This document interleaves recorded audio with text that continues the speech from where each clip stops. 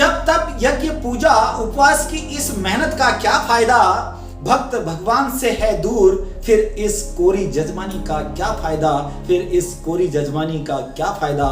नमस्कार, धन्यकार, प्रणाम, प्यार। कैसे हैं आप सभी लोग? उम्मीद करता हूं सब स्वस्थ होंगे, मस्त होंगे। आज पुनः आपके बीच में एक आध्यात्मिक कविता रखने जा रहा हूं। उम्मीद करता हूं आपको अच्छी लगेगी। मेरी कविताओं की सीरीज में आज की ये कविता अध्यात्म के रूप में दर्शा रही है कि क्या फायदा। हम कुछ भी काम करते हैं, कहीं भी जाते हैं, तो हमारे इसके पीछे कोई न कोई लाभ का कारण होता है। अध्यात्म भी लाभ का कारण होता है। आध्यात्मिक लाभ मिलना चाहिए।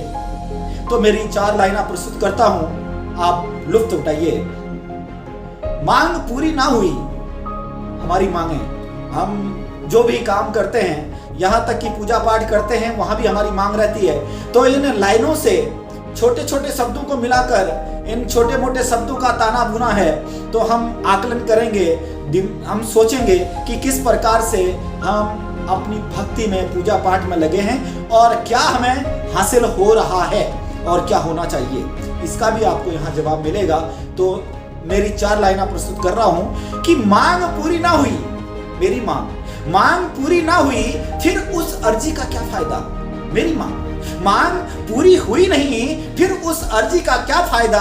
खाली झोली भरी नहीं, फिर उन दुआओं का क्या फायदा। खाली झोली भरी नहीं, फिर उन दुआओं का क्या फायदा।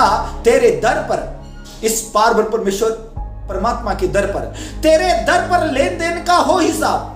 तेरे दर पर लेन देन का हो हिसाब। ऐसे समर्पण का क्या फायदा। भक्त भगवान से रहे दूर, फिर ऐसी भक्ति का क्या फायदा। भक्त भगवान से रहे दूर, फिर ऐसी भक्ति का क्या फायदा। थाली फूलों से सजी, लोटे में जल का क्या फायदा। थाली फूलों से सजी, लोटे में जल का क्या फायदा। मन उलझन में फिरे, मन कहते मन मरी ने माया मरी, मर मर गया शरीर। मन के हारे हार है, मन के जीते जीत। मन बहुत चंचल है, तेज है, और मन ही सब कुछ प्राप्त कर लेता है। मन की, कहते हैं मन की शांति सबकी शांति है। अब इस मन उलझन में फिरे, तन कंठी में क्या फायदा।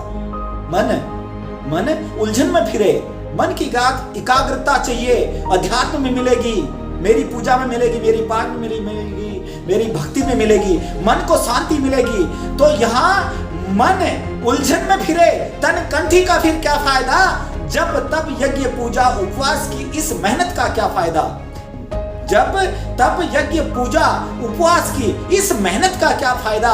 भक्त भगवान से है दूर, फिर कोरी जजमानी का क्या फायदा। फिर कोरी जजमानी का क्या फायदा। भक्त भगवान से रहे अनजान, फिर ऐसी भक्ति का क्या फायदा। फिर ऐसी भक्ति का क्या फायदा। सजा नहीं यदि आज का जीवन, प्रत्यक्ष आज जो हमारा जीवन है उसके बारे में, सजा नहीं यदि आज का जीवन, फिर ऐसे मोक्ष का क्या फायदा। मोक्ष की कामना करते हैं कई, हम इस मोक्ष के फायदे के लिए, मोक्ष प्राप्ति के लिए कई काम करते हैं, कई इल्तिजामात करते हैं। तो सजा नहीं मेरा आज का जीवन, फिर ऐसे मोक्ष का क्या फायदा।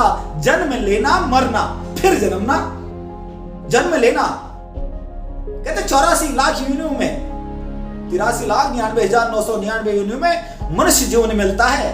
और मनुष्य जीवन मिलने के बाद में इसका यदि कल्याण नहीं हुआ तो क्या होगा। ये लाइनें बता रही हैं। जन्म लेना मरना फिर जन्मना, जन्म लेना मरना फिर जन्मना। तो इस बड़े भाग मानुष तन पावा का क्या फायदा।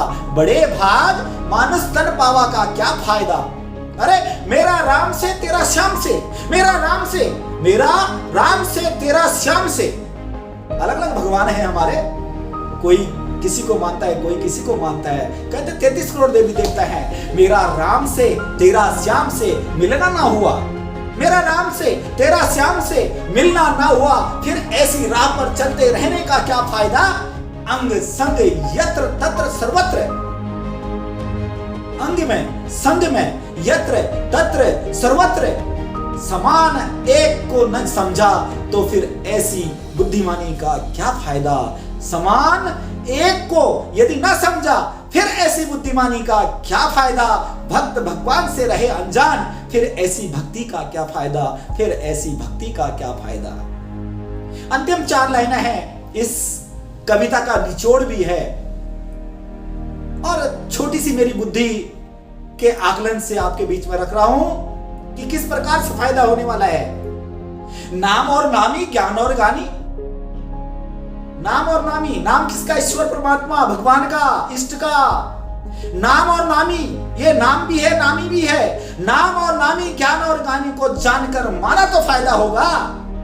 नाम और नामी, नाम और नामी, नाम और नामी, ज्ञान और ज्ञानी, नाम और नामी, ज्ञान और ज्ञानी को जानकर माना तो होगा फायदा। ब्रह्म ज्ञान सब विद्याओं की विद्या, ब्रह्म ज्ञान सब विद्याओं की विद्या, लिया ब्रह्म ज्ञान तो फायदा होगा। ब्रह्म ज्ञान सब विद्याओं की विद्या, ब्रह्म ज्ञान सब विद्याओं की विद्या, लिया ब्रह्म ज्ञान तो फायदा होगा। आनंद भौतिक वो आध्यात्मिक पहलू, ये भौतिक जीवन, ये आध्यात्मिक जीवन।